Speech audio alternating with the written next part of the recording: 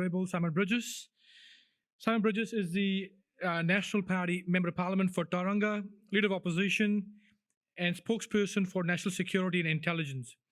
In the last national-led government, Simon held several ministerial portfolios, including Labour, Energy, Transport, Communication, Economic Development, and Leader of the House. Prior to standing for Parliament, Simon was a senior Crown Prosecutor in the District and High Courts. Simon has had a very successful visit to India recently, and today he will talk about his experience when he was there. Ladies and gentlemen, please welcome Simon Bridges.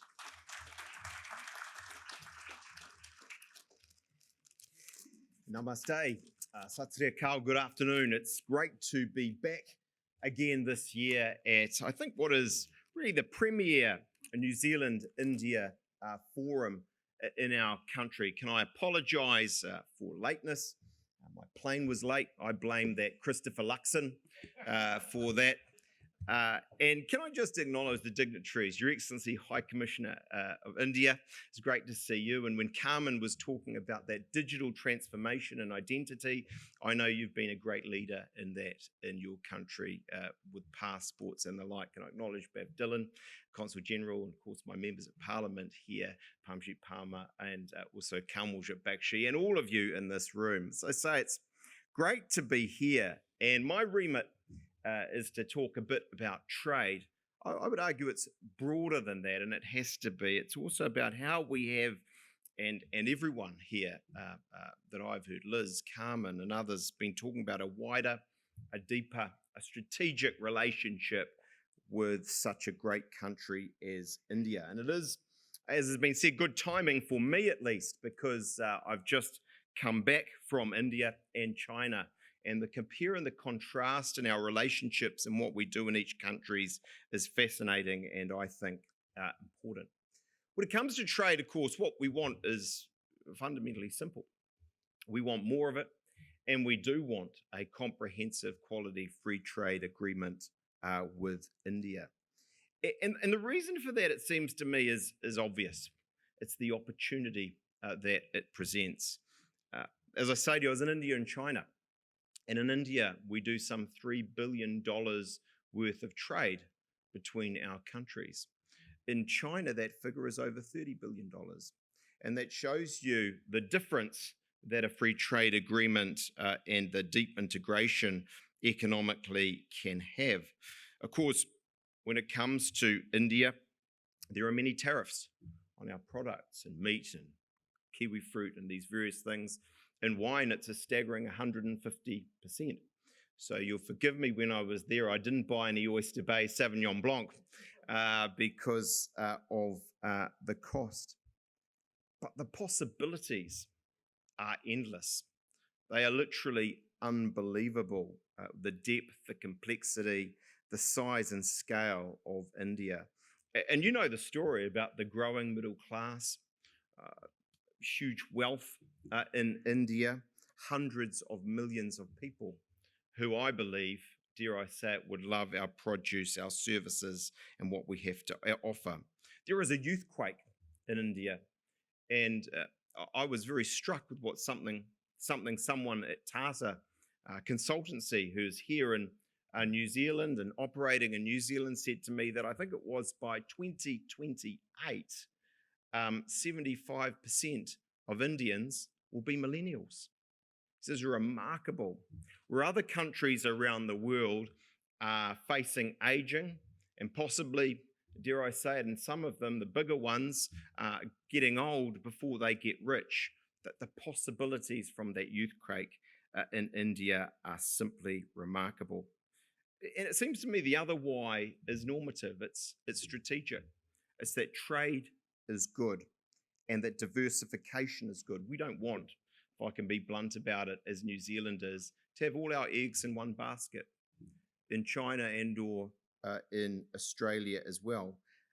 This century isn't all about and shouldn't be all about a US and China conflict and those two countries, because India is already a superpower and a growing one at that, economically, militarily, strategically, And that can only, as I say, grow in significance.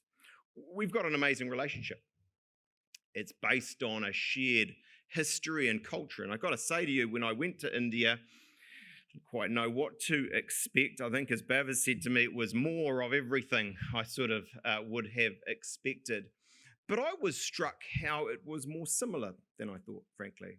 The culture, the history that we share is much more similar and alike than I had appreciated it would be. But we can make it closer and deeper. And I agree with what I think Liz said. And that is that, and Liz was talking for Māori, but I think the same could be said for New Zealand. We, in a sense, think we know India because we have Indian friends.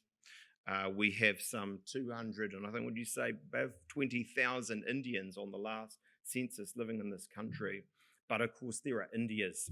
There are 28 states with hundreds, in fact, over 1 billion people. And there's nothing like going there and being part of that.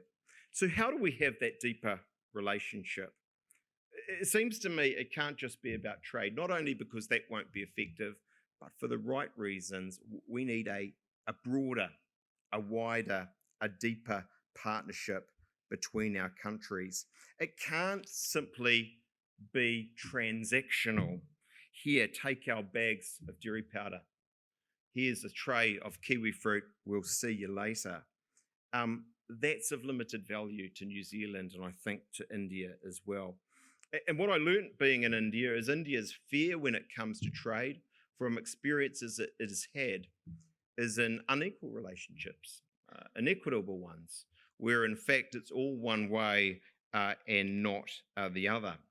That will never happen with New Zealand. The reality is, we, I think, on our best day can produce food for 40 to 50 million people.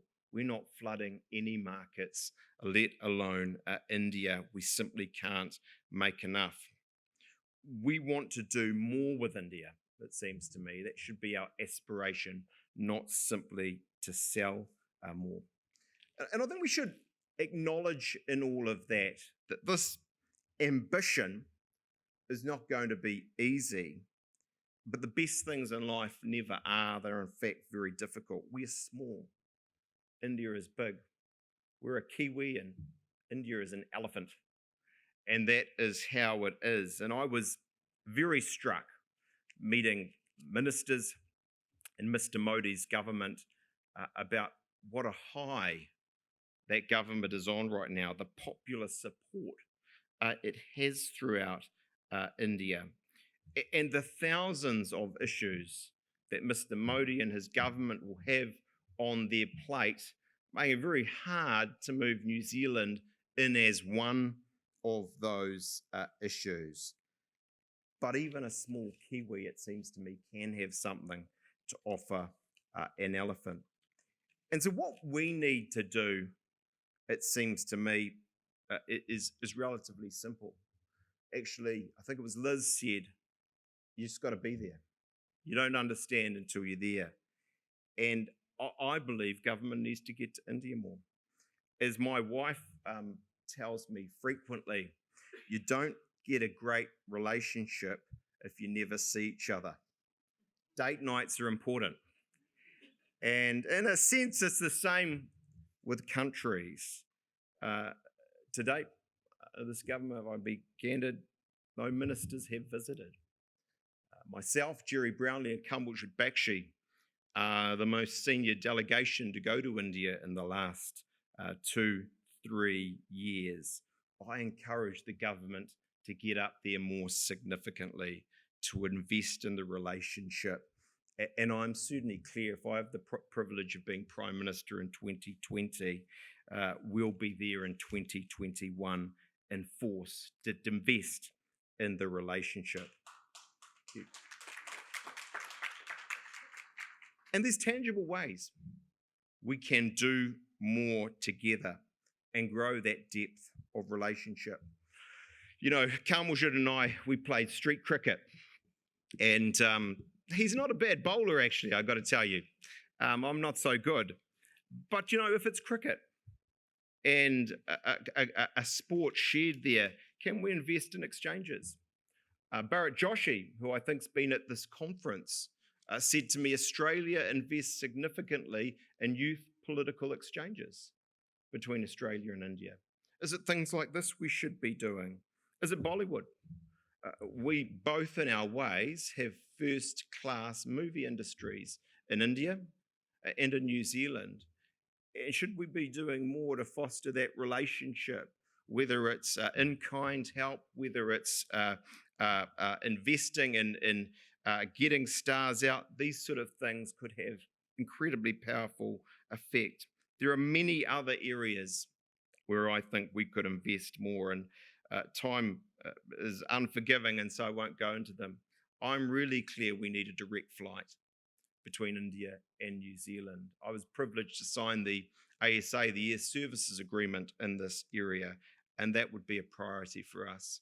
I'm also really clear that the situation with visas at the moment, where it takes many months and loses New Zealand tens of millions of dollars in international students and tourists and the like, is entirely unacceptable, and we can do better on that. Really, I'm making a plea for upping the tempo in the relationship. I don't actually think it has to be complicated. I think it's literally people from our side, because we are the smaller party, getting over there more, investing more, and having that relationship and partnership precede what I think will be more trade, but actually a more comprehensive, a deeper relationship between two very different countries, one a tiny Kiwi and one an elephant, but two great countries in their way. Thank you so much.